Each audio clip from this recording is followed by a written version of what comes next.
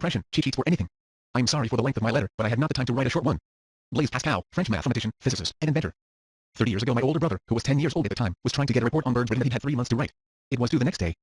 We were out at our family cabin in Bolinas, and he was at the kitchen table close to tears, surrounded by binder paper and pencils and unopened books on birds, immobilized by the hugeness of the task ahead. Then my father sat down beside him, put his arm around my brother's shoulder, and said, "Bird by bird, buddy. Just take it bird by bird and Lamont, bird by bird, some instructions on writing in life. Any subject can be overwhelming. Magazines have to fill editorial space month after month with new recommendations. The 24/7 news cycle of the web needs garbage to plug the voids, and the result is predictable, clashing recommendations, uncertainty, information deluge, and opting out. To stem the tide, I have a constant checkpoint posted over the walkway into my atrium, simplify. Above the sign rests the beautiful and brutal Nepalese kukri, a curved knife symbolic of the legendary Gurkha military regiments. Field Marshal Sam Manik Shah, former chief of staff of the Indian Army, was quoted as saying, "If a man says he is not afraid of dying, he is either lying or is a Gurkha." Famous for withstanding hardship with laughter, for recognizing that perfect conditions are impossible, the Gurkha war cry was Jai Mahakalai, Ale Gorkali. Glory be to the goddess Kali, the Hindu goddess of power. Here come the Gurkhas. The blade is in my home to remind me of the importance of decision. The word decision, closely related to incision, derives from the meaning of cutting off. Making effective decisions and learning effectively requires massive elimination and the removal of options. George German on the power of simplicity. George German, co-owner of the famed Alforno restaurant, recounts an experience that he says he'll never forget. I was visiting some people in England who had a 4- or 5-year-old daughter. They weren't around, but I was in the kitchen and the little girl pulled a chair over to the stove and started heating up a pan, saying she was going to make tomato soup, he remembers. After getting the little girl's assurance that her parents allowed her to do so, German says he watched her heat some butter in the pan, then take out a knife and cutting board and chop some tomatoes.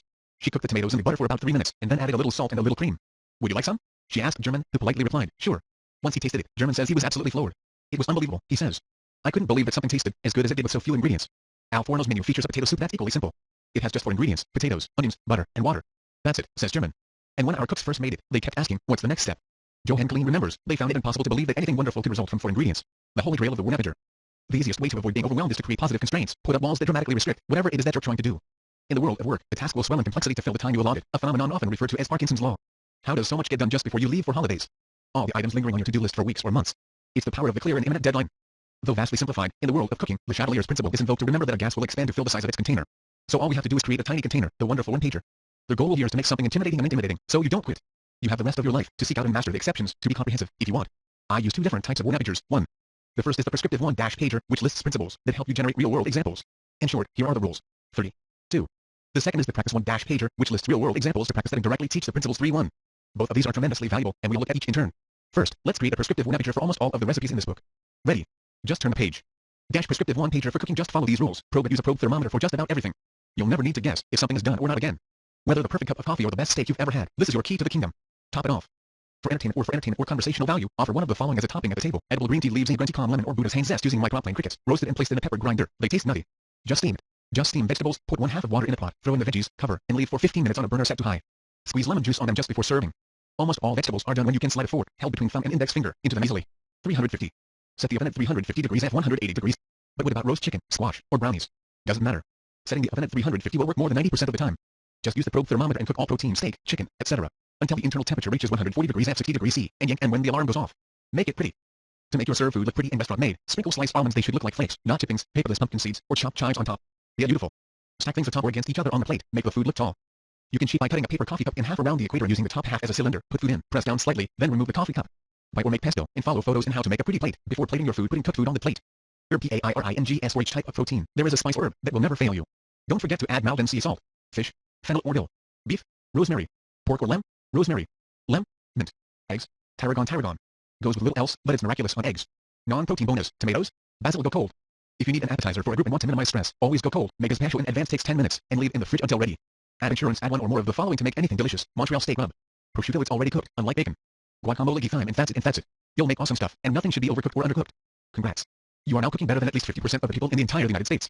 If you ever feel overwhelmed while reading this book, just return here. Practice one-pager for knife skills. When you are an autodidact learning a subject, solo practice one-pagers are wonderful for self-testing and keeping motivated. Knife skills are a major failure point for aspiring cooks. Blades are scary, and most how-to guides make using a knife seem like cardiac surgery. I have an entire shelf of books dedicated to cutting techniques, from mincing to julienning and the French again. It's enough to make anyone throw in the towel. Instead, I'll point you to a single recipe that takes 10 minutes to cook, such as Mole's Marini Ray. Take a pick at it. As you flatten the book out, I put an arm around your shoulder and say, see this. This is your goal for knife skills. Once you can make this one recipe, you're set for millions of recipes. In fact, unless you want to get really fancy, you won't need additional knife skills for the rest of your life. Cool, right? Reassuring and confidence building. Absolutely. It's a clear target, achievable and easily flipped to when things seem complicated. Having a finite brass ring in mind is why you'll succeed where 99 out of 100 fail. You are not flailing through a rainforest of information with a machete. You are a sniper with a single bullseye in the crosshairs, muscles. But, as Mr. Medij will say, after. We'll get you there in due time. Just remember ABC, always decompressing. It's the key to low stress, high speed learning. Bonus, how to make a pretty plate relevant. The Slow CARB Diet one-pager. The Slow CARB Diet has hundreds of thousands of followers worldwide. The 4-Hour Body, which debuted at #1 on the New York Times bestsellers list, launched it into the mainstream. Almost all of the restaurants I visited for this book had at least one chef on the SED, and devotees include everyone from A-list actors to Super Bowl NFL players. Even the staff of the hit show Intervention has used it to lose hundreds of collective pounds. If you follow the SED for the next month, it's not unreasonable to expect to lose 10, 20 pounds of fat. This is true even without exercise. As one follower put it, you lose ounces in the gym, but you lose pounds in the kitchen. To give you a nudge, nearly all of the recipes in this book are 100% slow carb compliant. Besides cheat day delights, of course, see rule number 5. The 5 rules of the slow CARB. Rule number 1. Avoid white starchy carbohydrates or those that can be white. This means no bread, pasta, rice, potatoes, or grains. Rule number 2.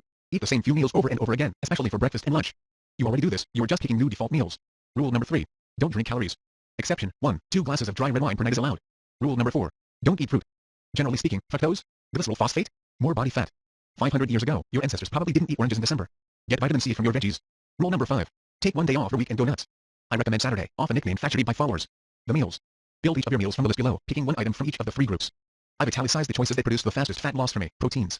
Eggs, chicken breast, or Thai fish, beef, preferably grass-fed pork, lamb, legumes. Lentils, black beans. Pinto beans. Red beans, soybeans, vegetables. Spinach. Mixed vegetables. Including broccoli, cauliflower, or any other cruciferous vegetables, sauerkraut, kimchi. I typically eat a few forkfuls first thing in the morning before cooking my eggs. Asparagus. Peas. Broccoli. Green beans. Keep it simple. Eat as much as you like. There is no calorie counting whatsoever on the SED. And keep it simple, pick 3 or 4 meals and repeat them for at least the first 2 weeks. Here are a few of my recurring meals. Breakfast home. 3 scrambled whole eggs, lentils, and spinach microwave or steamed. Lunch Mexican restaurant. Grass-fed organic beef, pinto beans, mixed vegetables, and extra guacamole. Dinner home. Salmon from Trader Joe's, asparagus or lentils, and coconut cauliflower curry mash. Tips and tricks. Still having trouble? The below will fix at least 75% of all starting and stalling problems. Try the 30 and 30 rule. Eat 30 g of protein within 30 minutes of waking up. Recall that my dad was prone to skipping breakfast. Once he implemented 30 and 30, his monthly fat loss more than tripled, from 5.5 pounds month to 18.75 pounds month. For fat loss, my favorite breakfast is whole eggs, spinach, and lentils. If you're in a rush, unflavored whey protein which I mix with athletic greens or less than ideal Myolex, which my dad used will still do the trick. Eat more protein. Get at least 20 g of protein per meal. This is most critical at breakfast. Drink more water. If your liver is burdened with dehydration, it won't metabolize body fat well. Down more agua and or unsweetened iced tea. If you have to ask, don't eat it. But can I eat plantains? No. But what about Ezekiel bread or steel cut oats? Nope. Stop stalling. If you eat the way that made you fat, you will remain fat, period. Don't use incomplete information as an excuse for inaction. Extra credit.